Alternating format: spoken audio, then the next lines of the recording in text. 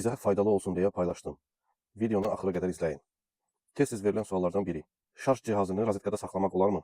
Təbii ki, mobil telefon istehsalçıları nəzərə alıblar ki, insan şarj cihazını elektrik şəbəkəsindən ayırmağı unuda bilər və böyük ehtimal ilə normal şəraitdə heç nə olmayacaq. Belə ki, şarj cihazı elektrik şəbəkəsinə əgər taxılıdırsa, telefonun ona qoşulub-qoşulmamasından asılı olmayaraq o işləyir. Bilməlisiniz ki, telefonu doldurmaq üçün istifadə olunan gərginlik təxminən 5 voltdur. Şarj cihazının qoşulduğu rozetkada isə 220 volt gərginlik var. Fizika dərsində olanlar yaxşı bilərlər ki, 220 voltu 5 volta çevirmək üçün transformator lazımdır. Və bu bütün şarj cihazlarında var. Bir çox səbəblərdən şarj cihazları sıradan çıxa bilər. Misal üçün, şarj cihazı əlinizdən yerə düşür və zədələnir. Şarj cihazının daim qoşulduğu rozetkada nasazlıq ola bilər. Elektrik şəbəkəsində oynamalar ola bilir.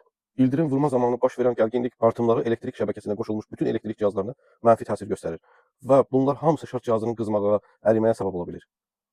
Bundan əlavə daim rozetkaya qoşulmuş bir şarj cihazı tez sıradan çıxır və artıq elektrik enerjisi sərf edir. Bir sözlə, mobil telefonunuzu şarj etdikdən sonra cihazı rozetkadan çıxarın. Çox sağ olun, təşəkkür edirəm.